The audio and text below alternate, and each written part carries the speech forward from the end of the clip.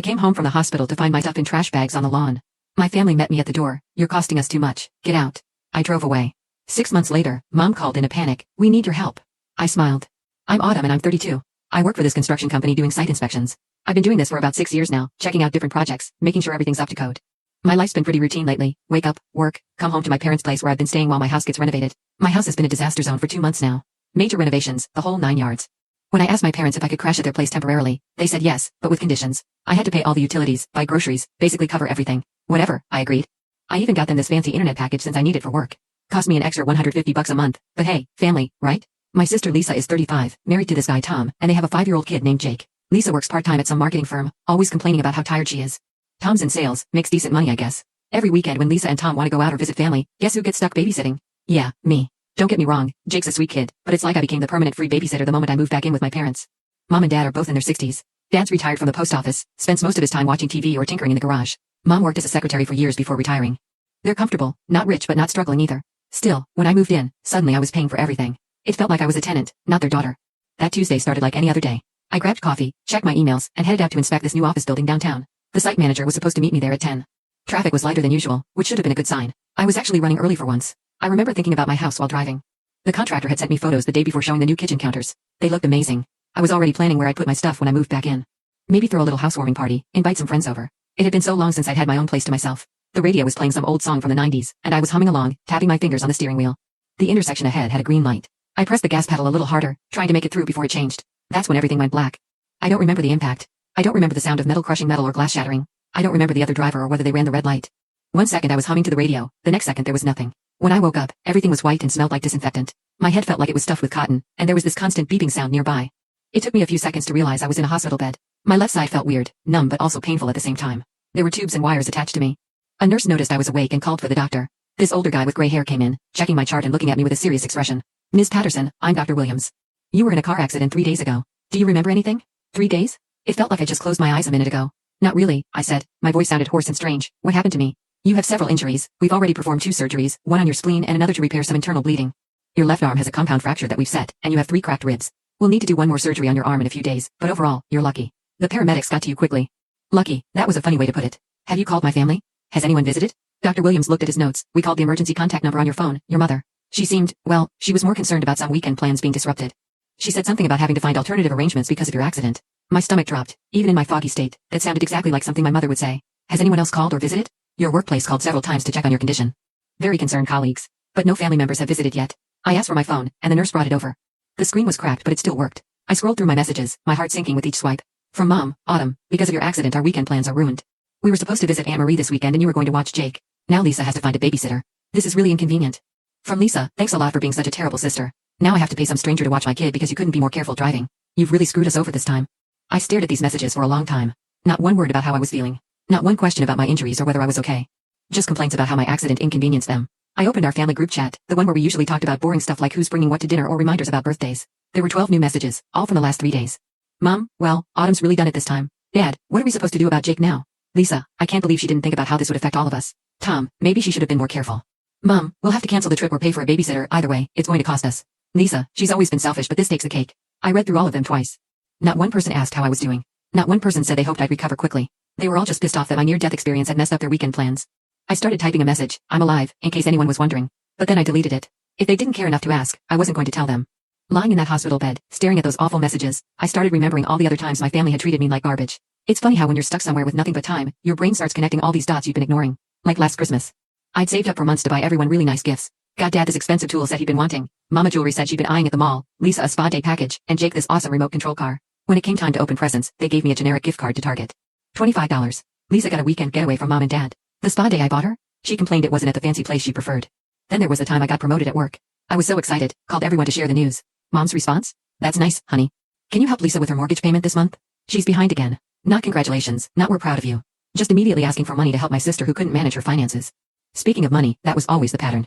When Lisa's car broke down, guess who they asked to help with repairs? When Dad needed dental work, guess who got the call? But when I needed help moving into my place 3 years ago, they were all suddenly too busy.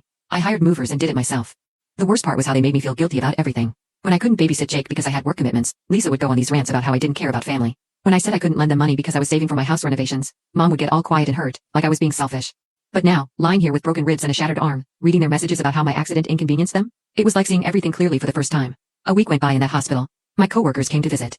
Sarah from accounting brought me magazines. Mike from the engineering department brought flowers. Even my boss stopped by to check on me and tell me not to worry about work. These people, who I saw 8 hours a day, cared more about my well-being than my own family. My friends came too. Jenny brought homemade cookies. Mark brought this puzzle to keep me busy. They asked how I was feeling, if I needed anything, when I'd be able to go home. Normal questions that people who care about you ask. You know how many times my parents visited? 0. Not once in 7 days did they show up at the hospital. The only message I got from Mom was on Thursday: don't forget to transfer the money for utilities this month. The electric bill was higher than usual. I almost laughed. I'm lying in a hospital bed after major surgery, and she's worried about the electric bill. I transferred the money anyway, because that's what I always did. I always took care of everything. The day before my second surgery, Dr. Williams came to explain what they needed to do. Something about pins and plates in my arm, how it would take time to heal properly. He was patient, answered all my questions, explained the risks. A complete stranger was showing me more kindness than my own family. Do you have someone to help you when you get home? He asked. You'll need assistance for the first few weeks. I told him I'd figure it out. I couldn't exactly count on my family for help, not when they were busy being mad at me for getting hit by another car. The surgery went well. When I woke up, my arm was in this big cast and I felt like I'd been hit by a truck. But Dr. Williams said everything looked good and I could go home in a week. I called the contractor working on my house. He answered right away. Autumn, I heard about your accident. How are you feeling? Even my contractor cared more than my family. I'm getting better. How's the house coming along? Actually, really good news. We're ahead of schedule. Look, I'm sending you some photos right now. My phone buzzed and I saw pictures of my renovated kitchen, the new hardwood floors in the living room, fresh paint everywhere. It looked amazing. Like a real home, not just a house. When do you think it'll be completely finished? End of next week, maybe sooner. I know you're eager to get back in there. We'll have everything cleaned up and ready for you. For the first time since the accident, I felt genuinely happy. I could move straight from the hospital back to my own place. I wouldn't have to go back to my parents' house with their cold shoulders and constant demands for money. 2 days later, I was feeling pretty good. The pain medication was working, and I was getting around better. I was actually looking forward to getting out of there when the nurse came in with a weird expression on her face. Your sister is here to see you. She seems upset about something. Before I could say anything, Lisa stormed into the room. Her face was red and she looked like she was about to explode. I cannot believe how selfish you are, she yelled. I went to get my facelift today. You know, the one I've been planning for months? And they told me at the clinic that our family medical insurance has reached its limit because of all your surgeries. I stared at her. Are you serious right now? Dead serious. Do you know how much that procedure costs without insurance? $12,000. I can't afford that. And it's all because you had to go and use up all our medical coverage with your accident. Lisa, I almost died. I had internal bleeding. I needed emergency surgery. Well, maybe you didn't need all those surgeries. Maybe you could have just gotten the most important one and dealt with the rest later. But no, you had to be dramatic and get every little thing fixed. I couldn't believe what I was hearing. Get out, I shouted as loud as I could with my damaged ribs. Fine, but I'm telling Mom how rude you're being. You owe me $12,000 for this. She stormed out, and I immediately called for the nurse. I asked them to put my parents and Lisa on the list of people who weren't allowed to visit me. I was done. That evening, my phone started ringing. Mom's number flashing on the screen over and over. I let it go to voicemail. Then she started texting. Autumn, Lisa told me what happened.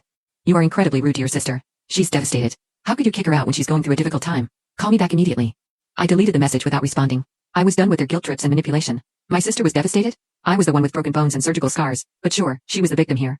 The next few days passed peacefully. No family drama, just focusing on getting better. Dr. Williams cleared me for discharge on Friday. I was excited but also nervous. My left arm was still in a cast and I couldn't lift anything heavy, but I was ready to get out of that hospital bed. I didn't call my family to pick me up. Why would I? Instead, I called Jenny, my best friend since college. Before leaving the hospital, I sent a text to the family group chat, getting discharged today. That was it. No asking for help, no expecting anyone to care. Jenny showed up with flowers and this huge smile. She helped me into her car, being careful with my cast. So what's the plan? You going straight to your parents' place? Just to get my stuff, then straight to my house, the renovation's done. Wait, really, that's amazing. Yeah, I can't wait to see it. And Jenny, I'm never staying with my parents again, ever. She squeezed my good hand. Good for you. When we pulled up to my parents' house, I immediately saw something was wrong. There were black garbage bags scattered across the front lawn. Big ones, like they were putting out extra trash. What's all that? Jenny asked. I got out of the car and walked over to the nearest bag. It was torn open slightly, and I could see fabric inside. I pulled it open wider and my heart sank. My clothes. My books. My personal stuff. Are you kidding me? I whispered. The front door opened and my whole family came out. Mom, Dad, Lisa, and Tom. They stood there like some kind of judgmental committee. What is this? I asked, pointing at the bags. Why are my things in garbage bags on the lawn? Mom crossed her arms. We decided you're costing us too much. The medical insurance is maxed out because of your accident. Lisa can't get her procedure done. We think it's best if you find somewhere else to stay. I laughed, actually laughed out loud. You're kicking me out while I'm still recovering from surgery? You've been nothing but trouble, Lisa chimed in, and rude. The way you treated me at the hospital was unacceptable. I treated you badly? You came to my hospital room and yelled at me for using medical insurance to save my life. It wasn't just about saving your life. Dad said. You could have been more conservative with the treatments. Conservative, with emergency surgery to stop internal bleeding. You people are unbelievable. Mom stepped forward. We took you in when you needed help. We gave you a place to stay. And this is how you repay us? With ingratitude and selfishness? That word, ingratitude, like I hadn't been paying all their bills for months. Like I hadn't been their free babysitter every weekend.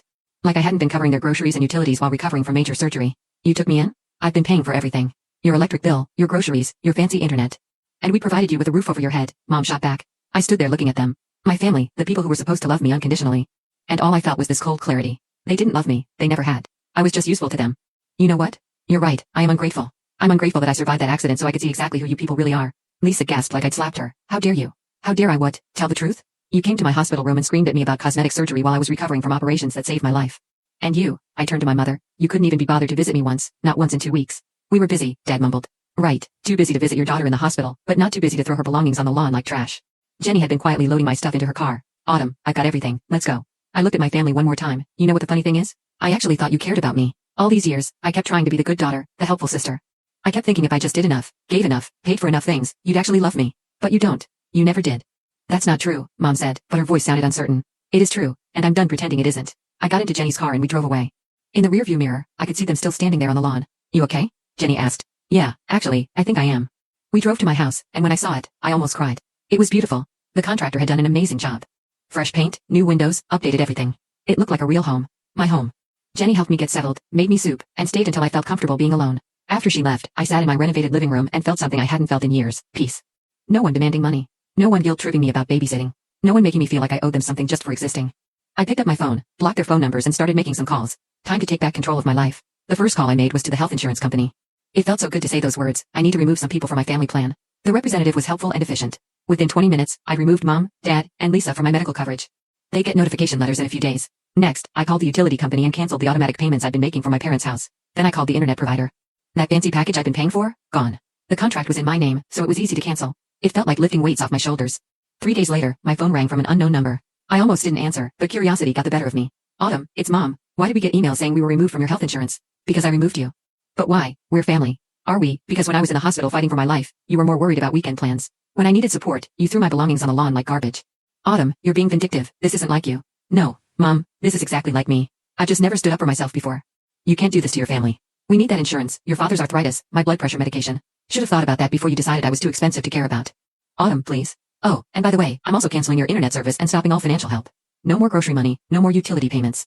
You kicked me out, remember? Said I was costing too much. Well, now I'm not costing you anything. I hung up and immediately blocked the number. Over the next few weeks, I focused on recovery. Physical therapy for my arm, rest, and slowly getting back to normal life. My coworkers were amazing, letting me work from home until I was fully healed. My friends checked on me regularly. 2 months later, I was cleared for full activity. My arm was completely healed, and I felt better than I had in years. I'd also received a nice settlement from my works accident insurance, enough for a really nice vacation. I was browsing travel websites, looking at resorts in the Bahamas, when my phone rang. Unknown number again. Autumn, it's your mother. I need your help. No. You don't even know what it is yet. I don't care what it is. The answer is no. My knee needs surgery. The doctor says it's urgent. But without the good insurance, I can't afford the private clinic. The surgery costs $50,000. I almost laughed, so pay for it yourself. I don't have $50,000. Autumn, this is about my health. Oh, now you care about health? When I was dying in the hospital, you said I was being dramatic and costing too much. You threw me out for exhausting the medical insurance. This is serious, Autumn. I could end up in a wheelchair if I don't get this surgery. Then you should have thought about that before you decided I was too expensive to keep around. You literally told me I was costing you too much. You kicked me out of the house while I was still in a cast. She started crying. Please, Autumn, I'm your mother. No, you're not. Mothers don't abandon their children when they're injured. Mothers don't prioritize their other daughter's facelift over their injured daughter's life. You're just someone who used to be related to me. You're being cruel. I'm being exactly as caring as you were when I needed help. Remember what you said? I was ungrateful and selfish? Well, consider this my gratitude. I hung up and blocked that number too. A month later, I ran into Aunt Marie at the grocery store. She looked uncomfortable when she saw me. Autumn, how are you feeling? I heard about your accident. I'm great, thanks, fully recovered. That's wonderful. I also heard about the situation with your parents. What situation? Your mother's surgery. She had to get it done at the county hospital instead of the private clinic. It didn't go very well. She needs another operation to fix what went wrong the first time. I felt nothing, not guilt, not sadness, not satisfaction. Just nothing. That's unfortunate. Aunt Marie looked shocked. Autumn, she's your mother, don't you care? She made it very clear that caring is conditional in our family. When I needed caring, I got garbage bags on the lawn and lectures about costing too much. So no, I don't care. But family is family. Family is supposed to be there for each other. They weren't there for me when I almost died. I don't owe them anything now. I finished my shopping and left. Aunt Marie probably thought I was heartless, but I didn't care about that either. That weekend, I booked my trip to the Bahamas. First-class tickets, luxury resort, spa treatments, the works. I was going to spend that insurance money on myself for once, instead of supporting people who saw me as nothing more than a bank account. As I sat in my beautiful renovated home, looking at pictures of tropical beaches on my laptop, I realized something important. For the first time in my adult life, I was truly happy. No one was guilt-tripping me, using me, or making me feel like I owed them something just for existing. My phone was quiet. My bank account was mine. My time was mine. My life was finally mine. Some people might say I'm bitter or vindictive. But I think I'm just realistic. I gave that family everything I had for years, my money, my time, my energy, my love. And when I needed them most, they showed me exactly how little I meant to them. I'm not bitter, I'm free. And next week, I'm going to be free on a beach in the Bahamas, sipping drinks with little umbrellas in them, not worrying about anyone else's problems for the first time in years.